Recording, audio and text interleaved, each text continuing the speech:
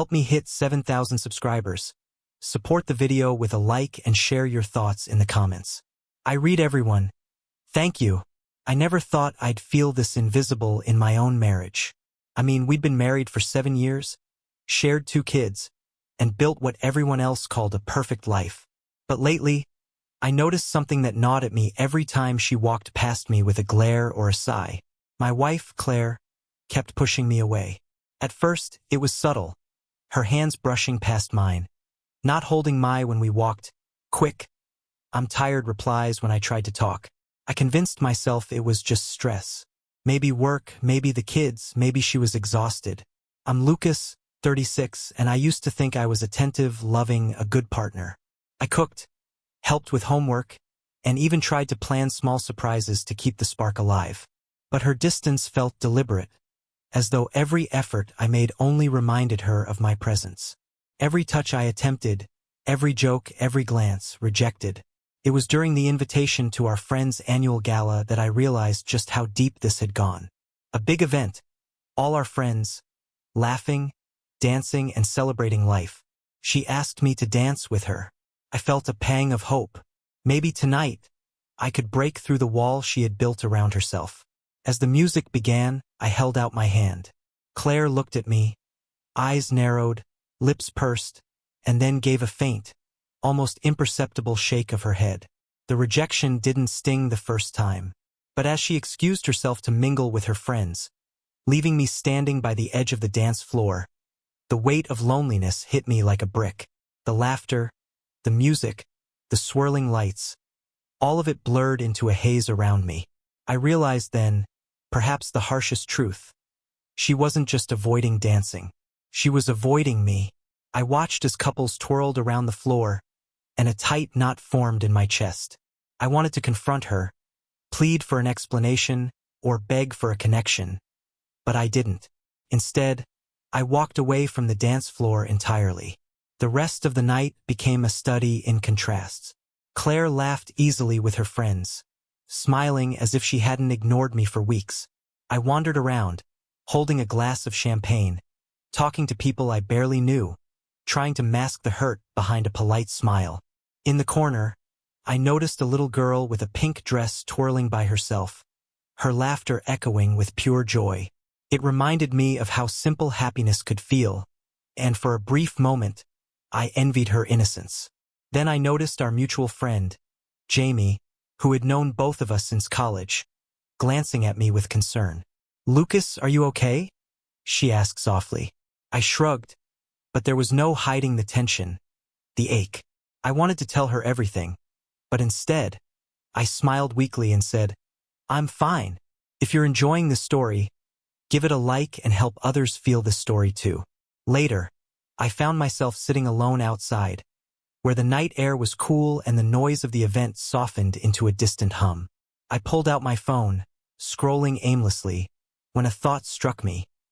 How many moments like this had I allowed to slip by, hoping she would come around? How many times had I ignored the signs, making excuses for her coldness, convincing myself that love required patience, even when the other person clearly wasn't trying? The hum of a familiar voice brought me back.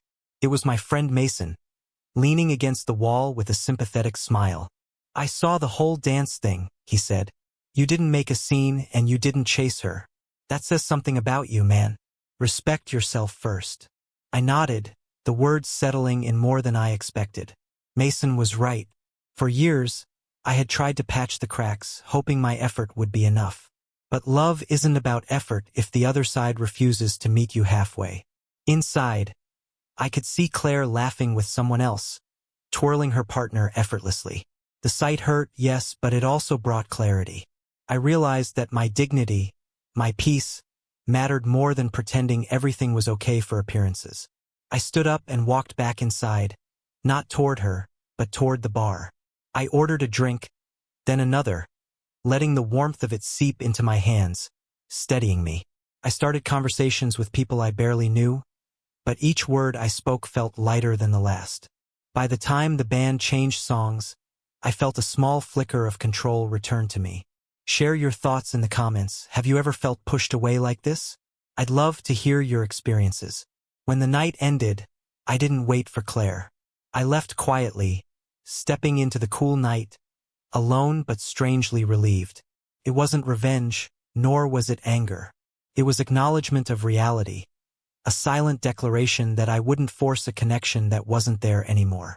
The next morning, I woke up with a heaviness in my chest, but also a strange sense of clarity. I knew that tonight, tomorrow, and the nights after, I couldn't pretend that everything was fine. I couldn't keep investing in a relationship where my presence seemed to annoy, frustrate, or bore the person I loved. At breakfast, Claire barely acknowledged me, scrolling through her phone with that familiar distant look. I sipped my coffee in silence, letting the bitter taste remind me that some truths are hard to swallow but necessary. For a moment, I considered saying something, anything, to force a conversation. But I stopped myself. I realized that sometimes, silence carries more weight than words. Over the next few days, I started noticing patterns I had ignored for years. She avoided me at home, made plans without me, and rarely sought any intimacy, emotional or otherwise. My heart ached, but my mind was clearer than ever. I had been seeking love in someone unwilling to give it. And I finally accepted that wanting someone to care about you doesn't create care where none exists. One evening, we attended another gathering, a small dinner with close friends. I could feel the tension the moment we entered the room. Claire smiled at people around her, but every glance at me was fleeting, polite, almost dismissive. When the music started, I felt the familiar pull. Part of me wanted to ask her for a dance, to test if maybe the past week had softened her distance. I shook my head instead and took a deep breath. For the first time, I acted purely for myself. I walked over to the corner where a group of friends had gathered and joined their conversation. Laughter came easier here with people who weren't rejecting me, who didn't drain me with coldness. I felt the warmth of real connection, and it reminded me what I had been missing. Not just her love, but anyone's acceptance of me as I am. Type the word alone in the comments if you've ever felt invisible in your own relationship. It helps others feel they're not alone. Later, as the night deepened, I glanced at Claire from across the room. She caught my eyes and looked away quickly, like she hadn't meant to notice me at all.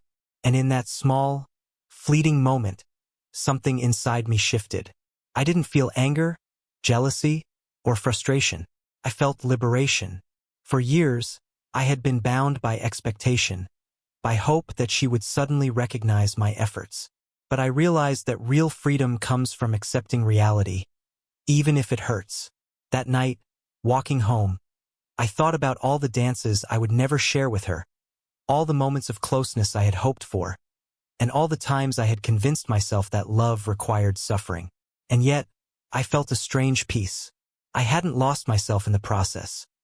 I had found myself buried under layers of ignored feelings and unmet needs. Share this story with someone who might need to hear it. Sometimes, letting them see these emotions can make a difference.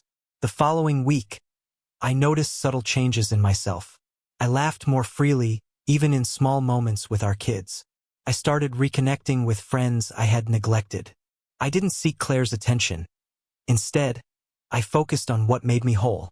The more I invested in my own life, the less her distance hurt, and the more empowered I felt. One evening, as we were both tidying up after dinner, Claire looked at me briefly. I offered her a small, polite smile. She nodded, a silent acknowledgement, but I didn't chase it. I had learned the hardest lesson of all. Sometimes, love isn't about forcing someone to feel. It's about respecting yourself enough to step away when your heart isn't valued. Comment your thoughts on what freedom in a relationship means. Let's start a meaningful discussion on boundaries and respect. Weeks later, I felt a quiet strength I hadn't known I could possess. My relationship with Claire hadn't magically healed, nor had our distance disappeared overnight. But I had taken the first step toward reclaiming my life and dignity. I realized that the most important dance isn't on the floor at a party. It's the dance you do for yourself, learning to move freely, unapologetically, and with self-respect. In hindsight, refusing to dance that night wasn't an act of defiance. It was an act of self-preservation. I discovered that sometimes the bravest thing you can do is stop chasing someone who refuses to meet you halfway. It's not about punishment or resentment. It's about reclaiming the love and respect you deserve. If this story resonated with you, like, comment your experience, and subscribe for more real-life stories that remind us why self-respect matters. By choosing to step back, I didn't lose myself. I found myself. And that, I realized, was the most important victory of all.